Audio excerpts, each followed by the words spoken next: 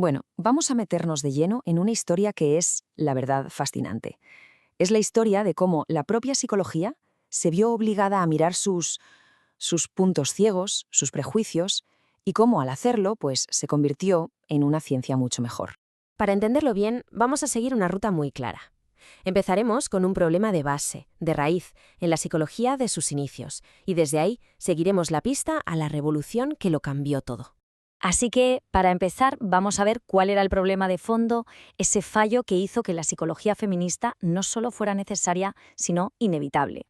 Pues, por increíble que parezca, esa era la realidad de la psicología en sus comienzos. Hablamos de un campo dominado por completo por hombres occidentales, blancos, y que, lógicamente, se centraba en sus propias perspectivas. Ojo, que aquí está la clave. No estamos hablando de una simple opinión de la época, no. Es que esto se presentaba como ciencia pura y dura, como un hecho objetivo. Y claro, se usaba para justificar que las mujeres no pudieran acceder a la educación o a la vida pública. Casi nada. Este sesgo, este enfoque, tiene un nombre: androcentrismo. Y el resultado fue una visión totalmente distorsionada del comportamiento humano, que además era promovida por figuras muy influyentes, como G. Stanley Hall, que fue el primer presidente de la Asociación Americana de Psicología. Pero claro, incluso en un ambiente tan hostil como ese, surgió una generación de pioneras que decidieron plantarle cara. Y lo más interesante es que lo hicieron usando las propias herramientas de la psicología. Vale, fijémonos un momento en estos nombres y estas fechas. Es que, a pesar de los obstáculos institucionales, que eran enormes, estas mujeres fueron auténticas pioneras. Abrieron caminos donde no los había. Ellas, en esencia, pusieron los cimientos para que la ciencia fuera mucho más inclusiva. A ver, uno de los mitos que más se oían y que más daño hacían era la idea de que la biología de las mujeres las convertía en seres inestables y, por tanto, menos capaces.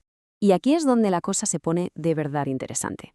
Lo que hizo Leta Hollingsworth fue coger ese mito y desmontarlo pieza por pieza con una investigación súper rigurosa. Usó datos, hechos, para echar por tierra una creencia muy extendida, pero que no tenía ninguna base. Bien, damos un salto en el tiempo. Nos vamos a los años 60 y 70.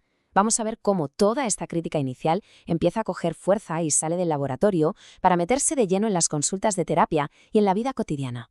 Esto de aquí ilustra a la perfección el tremendo cambio de perspectiva. Las feministas empezaron a decir, un momento, ¿y si lo que se está etiquetando como un problema individual, como una enfermedad, es en realidad una respuesta completamente lógica y sana a una sociedad que es injusta? De hecho, la famosa frase «lo personal es político» nació precisamente de estas reuniones. Fue una forma de transformar ese sentimiento de «esto solo me pasa a mí», esa culpa y ese aislamiento, en una fuerza para la acción colectiva. Claro, después de desmontar los modelos antiguos, el siguiente paso era construir algo nuevo. Y eso es lo que hicieron las psicólogas feministas. Empezaron a crear teorías que sí reflejaban la enorme diversidad de la experiencia humana. Y esto fue un giro de 180 grados, un cambio radical frente a las teorías de toda la vida, que siempre habían puesto en un pedestal al individuo solitario, al yo separado e hiperindependiente.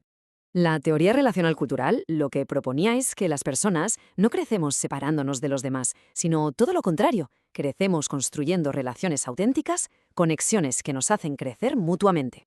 Y una parte fundamental de esta nueva psicología fue también sacar a la luz cómo se habían borrado sistemáticamente las aportaciones de muchísimas mujeres, sobre todo las de mujeres racializadas.